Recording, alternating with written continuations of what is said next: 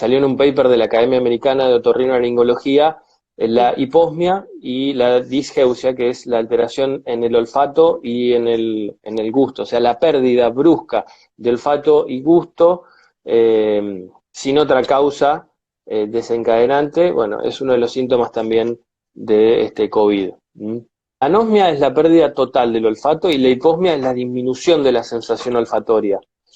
Cuando hay sintomatología, lo que hay que hacer es llamar a 107 y ahí el operador va a definir si es o no un caso sospechoso de COVID. ok. Bueno, tenemos unos días más de cuarentena, pero entiendo que no vamos a volver a la normalidad exactamente 100% como antes, dado que ya tenemos, además de las alertas, algunos hábitos que hemos incorporado. ¿Crees, Daniel, que algunos de estos hábitos nos acompañen a futuro como para prevenir más contagios? Digo, ¿qué nos aporta esto, ¿no? De cuidarnos un poco más y tener más conciencia al respecto de todo lo que uno manipula a diario, hasta incluso la cara, el celular. Mm. Digo, estamos continuamente en alerta hoy, pero ¿nos puede aportar algún cambio esto? Sí, yo creo que es el único lado positivo de toda esta pandemia que nos va a dejar una enseñanza en cuanto a las medidas higiénico-dietéticas, ¿sí? O sea, todo lo que es la prevención de no solo el COVID, de todos los virus respiratorios. Claro. Los coronavirus son 7 u 8 virus que se transmiten todos de manera muy similar. Algunos generan síntomas respiratorios, otros gastrointestinales, pero se transmiten todos por gota. ¿Sí? Algunos por aerosolización, que eso es que el virus queda en el aire, que salió un comunicado hace unos días diciendo que no se transmite por aerosolización, pero esto, como todo lo que surge, es todo muy dinámico y la realidad es que la evidencia es tan reciente que uno la tiene que tomar con pinzas. Es importante tener el cuidado, Ujú. digamos, e incorporarlo, ¿sí? Lo que decías vos, de no tocarse la cara, tratar de que eso es algo inconsciente, o sea, es como si fuera un mecanismo reflejo que tenemos todos.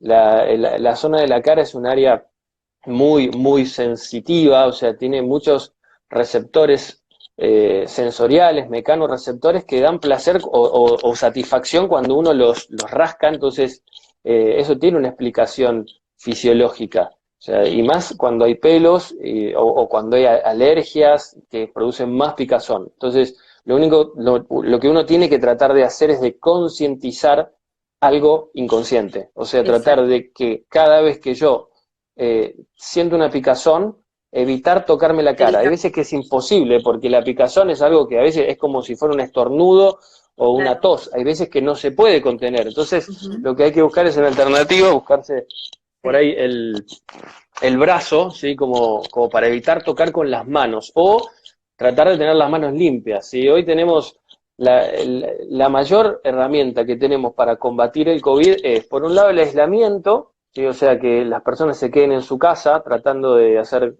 trabajo domiciliario, de salir lo menos posible, de tratar de no de no salir a comprar acompañados, de no salir a comprar y pasear. Y la otra herramienta que tenemos es el agua y el jabón.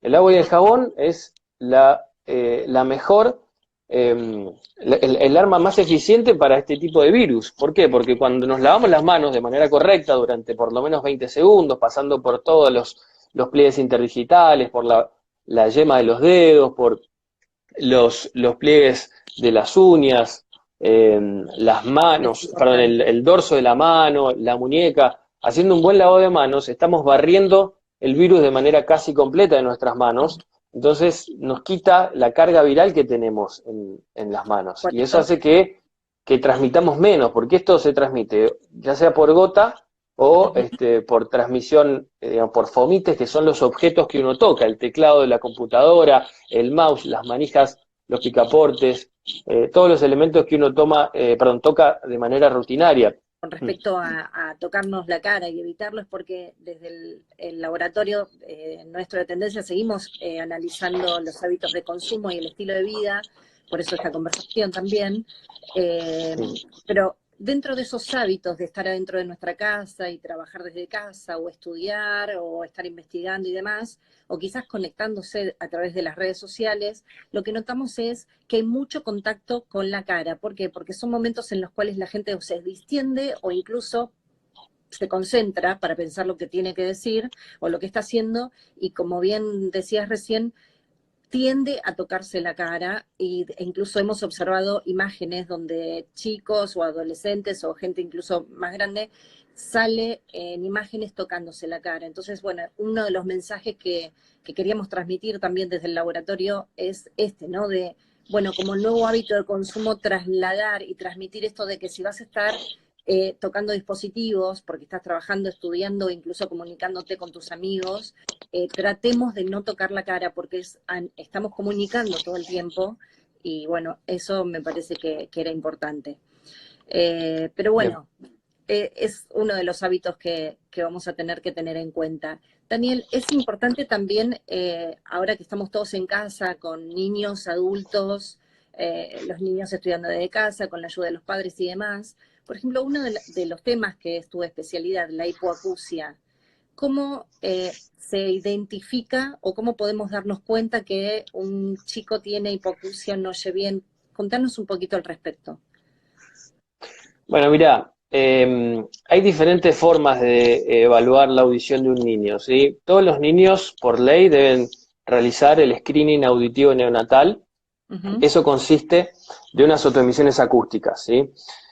Solamente nos da información de la función de la cóclea. La cóclea es el órgano auditivo, ¿ok? ujú, Lo ideal sería complementar ese estudio de screening con un potencial evocado auditivo que nos evalúa toda la vía auditiva, ¿sí? Esa es la manera de valorar en todos los recién nacidos si es que escuchan o no escuchan. ok, Ahora, en un niño que está en su desarrollo, hay diferentes puntos o tips para tener en cuenta que ujú, son importantes para los padres y para los docentes, ¿sí? Como ser, por ejemplo, que el niño no está teniendo un buen desarrollo del habla, o que no es un desarrollo adecuado para la edad, o sea, que ujú, habla algunas pocas palabras y ya tiene 2 o 3 años, o que cuando se le habla no responde, o que cuando escucha la televisión pone el volumen muy fuerte. ok, Eh, esas son o que ni siquiera a veces responde al nombre, o solamente responde al nombre, pero no responde a consignas, ¿sí? Porque hay veces que los niños no hablan y no es que no escuchen, sino que tienen un retrasito en su desarrollo del lenguaje que puede estar dentro de lo normal, pero bueno, es bueno siempre hacer una consulta con un otorrinolaringólogo para hacer unos potenciales y unas microfónicas cocleares u autoemisiones acústicas para evaluar la audición de ese niño. Si ese niño tiene una buena audición, bueno, se lo puede ujú, esperar un tiempo a ver si logra tener el desarrollo del lenguaje normal, o bueno, o evaluar con alguna fonoaudióloga especializada en lenguaje algún retraso o alguna alteración específica del lenguaje, que son otros tipos de trastornos que también pueden generar eh, alteraciones en el desarrollo del lenguaje en los niños. A grandes rasgos podemos decir que hay dos tipos de hipoacusias. Unas son las que son expensas del oído medio y el oído externo, ujú. y otras Sí, las que son expensas del oído interno. ok. ¿Ok? Y a su vez se diferencian en grados, ¿sí? O sea, cuanto más pérdida, ¿sí? Más grave es el problema.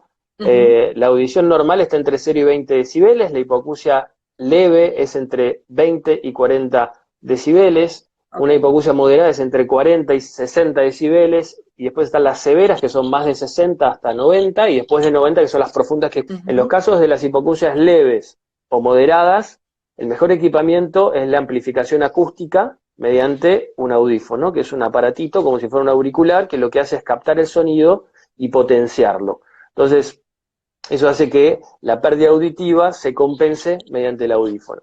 Para las hipoacusias más graves, en las cuales ujú, hubo ya un daño mayor, son hipoacusias severas a profundas, la alternativa para esos pacientes, para poder tener una audición lo más cercano a lo normal, es un implante coclear.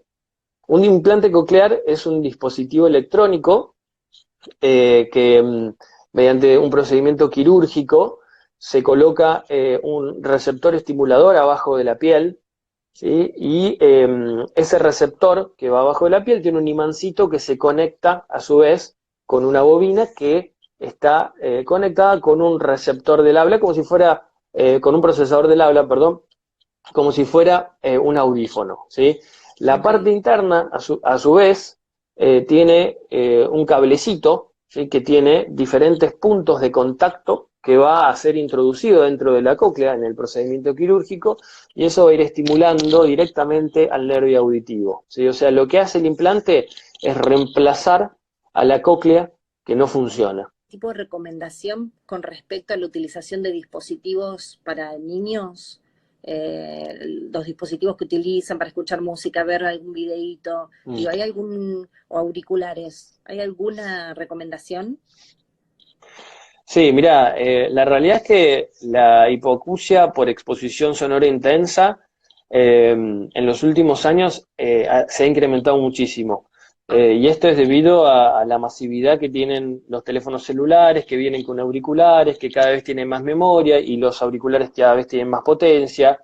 Y eso hace que los chicos utilicen, los chicos, los adolescentes y los adultos también, Sí, claro. utilicen esas fuentes sonoras con niveles dañinos para lo que es el oído interno, ¿sí? O sea, los sonidos mayores a 95 decibeles, 90-95 decibeles, generan un daño a nivel coclear, ¿sí? Es como si fuera un shock que producen las células, que eso hace que en un principio las células sensitivas del oído queden como atontadas. Entonces, Ok. ahí es cuando aparecen los primeros síntomas del trauma acústico, que es el Ujú. zumbido o la disminución auditiva. En base también a la susceptibilidad individual, o sea, a la capacidad de cada uno de reparar ese daño por el trauma acústico, ese zumbido se puede ir o se puede quedar. Lo mismo Ok. la hipoacusia. La hipoacusia, la pérdida de audición que se genera por esa exposición sonora intensa, puede recuperarse o puede quedar el oído con una pérdida, ¿sí? Por lo cual, mira, actualmente, según la Organización Mundial de la Salud, un Sí. 5% de la población mundial tiene algún tipo de pérdida auditiva discapacitante.